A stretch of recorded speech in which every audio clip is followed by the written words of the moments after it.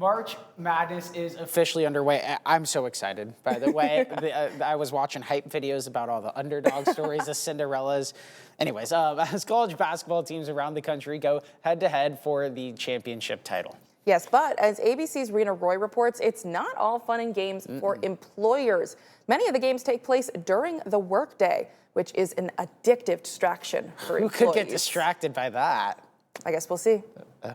For millions of Americans, March is only about two things: baskets and brackets. With March Madness in full swing, college basketball fans are locked in. History is made in Birmingham, especially in these crucial first rounds. I think that first day is like they're all must-sees, right? Like everyone's putting a little bit of wagers on it. But with games often airing live during the workday, fans sometimes have to choose between meetings and seatings. It gets wild in here, and people sometimes will not go into work and will come here to watch the games. I have to ask, have you ever called out sick to watch a March Madness game? Yeah, 100%. You have? Definitely, yeah. And if it's not a sick day, it's a delicate balance between working and watching. I'll have my actual work on one screen, and then on the other, I'll like snap the games to the other screen, because all the games take place during the day.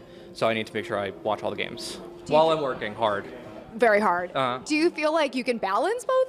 I do feel like I can semi-pay attention to the games while I'm working very hard. Social psychologist and professor of management at SIU, Steve Curro, researches cyberloafing, which is using company resources like the internet for non-work purposes. He says March Madness is just another distraction that can pull people away from their work, and that between the games, brackets, and social updates, keeping up with it all can be addicting. We tend to identify very strongly with the teams that we're supporting, and we can kind of bask in the reflected glory if the team is doing really well.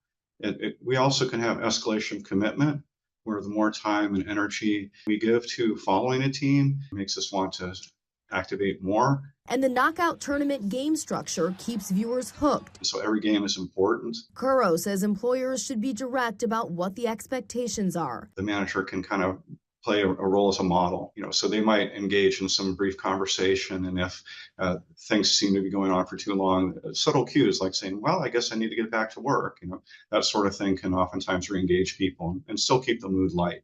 Reena Roy, ABC News, New York. I don't know, don't tell our bosses, but I think a little distraction's okay. Maybe just a little Just bit. a little bit. I will say, when I found out Thursday and Fridays were my days off, and I first started here, the first thing I thought of was, I can't wait for March. Really? You don't have to work. You just get to sit on your couch, have the quad box going all day. Yeah. And you just get to watch March Madness. Now, I see you have your phone my bracket. with your in bracket case we wanted pulled to talk up. about this.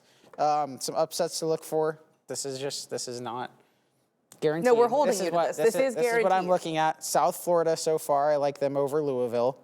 Let's see, what are some of the other brackets? VCU over North Carolina. North Carolina's best player is hurt. I think VCU can win that. Great mid-major team we're looking at there.